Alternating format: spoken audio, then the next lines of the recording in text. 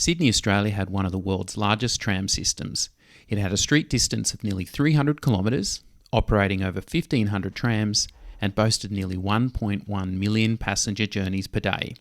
In today's video, we'll have a look at the trams of the North Sydney Lines. I'm Marty, and welcome to BackTracks.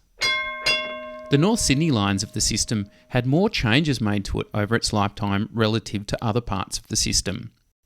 Because when the Harbour Bridge opened in 1932, the North Sydney Lines needed to be reorientated from primarily connecting with ferry wharves and ferries crossing the harbour to a network primarily orientated around lines terminating on the southern side of the harbour at Wynyard.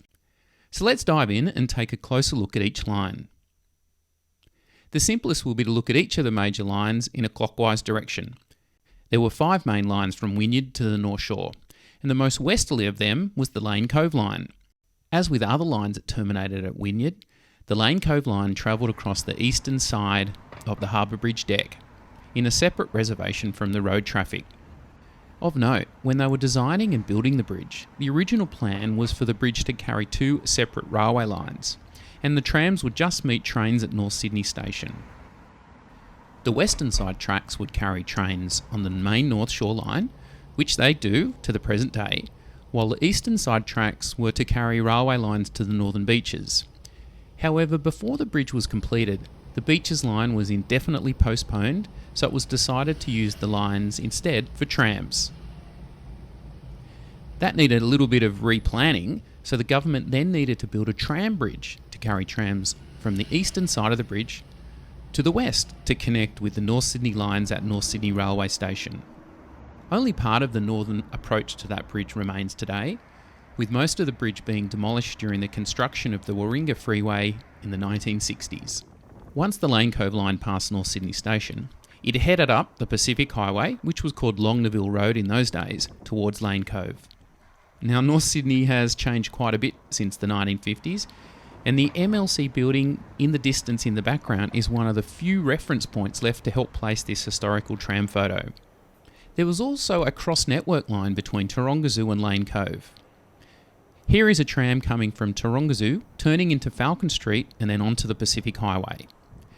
Again, the location is fairly unrecognisable today, save for a few buildings on the left-hand side of screen, which are still there today. So let's continue our journey. The next major line of the system was the Wynyard to Chatswood Line.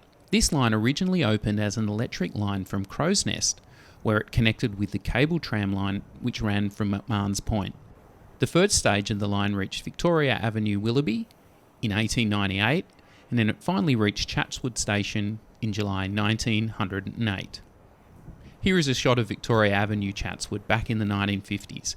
There has been a significant amount of development in the area since then, but the good news is the Chatswood Hotel is still there. But what hasn't changed is it still offers a fantastic connection to the North Shore T1 railway line, and you can also now connect with the Metro North West line. Let's head east to the North Bridge line. After crossing the Harbour Bridge, this line travelled up Miller Street, past North Sydney Oval, through Camaret Shops, and then across a suspension bridge before it arrived at North Bridge. The original suspension bridge, which carried a tramway, was deemed unsafe for traffic and was closed in 1936. When the deck of the bridge was rebuilt and opened in 1939, there were no tram lines, so the line was cut all the way back to Falcon Street, just north of North Sydney Oval. But due to the war and rationing of fuel, buses were pulled back, and the tram line was reinstated to Camaret in 1941, but then it was finally closed in 1958. The final line that terminated on the northern side of the lower North Shore was the Spit Line.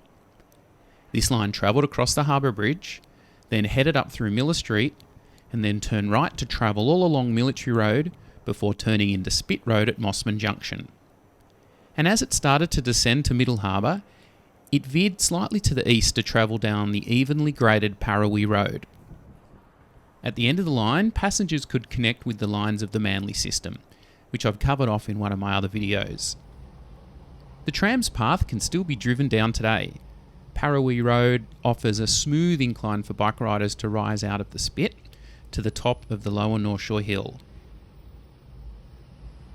The Spit line ended back then on what was actually a very thin spit of land, hence the name, the Spit. But now you can see it's been considerably widened over the years, and where the tram used to end, originally as a loop line and then later as a double track dead end, is effectively underneath where the Spit Bridge starts on its southern side.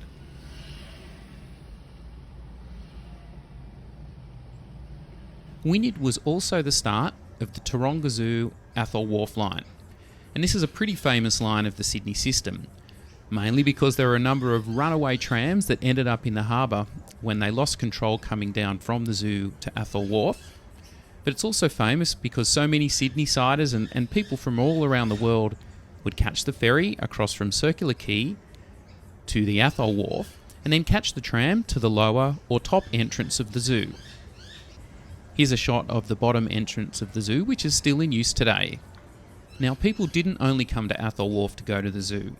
Many came there to catch a tram to Balmoral Beach, which was linked to the Athol Wharf line via a line in King Mac Street. The Balmoral Beach line first opened in May 1922 as a branch line from the Georges Heights line. From there, it travelled down the hill in a series of spectacular winding cuttings, some of which you can still see today. And there are even remnants of the tram lines, even though they were added many years later after the original line was closed. Another one of the lines rising up from a ferry wharf on the north side of the harbour was the Mossman Line. It was a short line from Mosman Wharf that ran along Avenue Road, up onto Military Road at Mosman, continued along Military Road, then swept west to terminate at Cremorne Junction. Like many other lines in this part of the world, it was very picturesque, and it was a gently winding line ending in a balloon loop at the wharf. The scene today of ferries arriving and passengers alighting to join a bus is basically nearly the same as it was 65 years before, although of course it wasn't a bus back then, but rather a tram.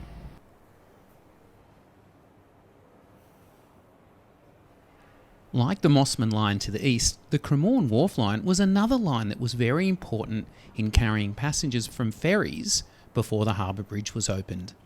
The line originally opened as the Cremorne Point Wharf to Spit Line when it opened in December 1911.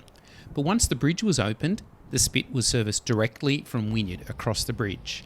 The line carried passengers from Cremorne Point Ferry Wharf basically straight up the hill via Milson Road and Murdoch Street to Cremorne Junction. That's basically where the Orpheum Cinema is today. And the final line in today's journey was the Neutral Bay Wharf Line. This was a very short line that was single track for most of its length, basically running a shuttle service between Neutral Bay Wharf and Neutral Bay Junction, connecting passengers to Military Road from the ferry. The tram at one point actually ran out onto a wharf, but after the closure of the line, a turning circle was built so buses could turn around. But last but not least was the heart of the system, the North Sydney Depot. It was situated on the northern side of Military Road, just a few hundred metres past the Warringah Freeway today. There was a very large depot building with a large yard next door called the Waterhole Sidings. A little bit of the depot remains today as part of the Big Bear Shopping Centre. A Coles supermarket is sitting within the old tram building, and you can just see a parapet at the top. Unlike other parts of the Sydney system, which were closed progressively, most of the North Sydney system closed all at once in June 1958. And as the system was not connected at all by rail to the rest of the network on the southern side, the trams were transferred back across the bridge on a thing called the Lizard, with most of the lines being ripped up pretty soon after. So there you have it, another tale from BackTracks. Please like and subscribe, and we'll see you soon again when we have another look at another line of the Sydney tram system.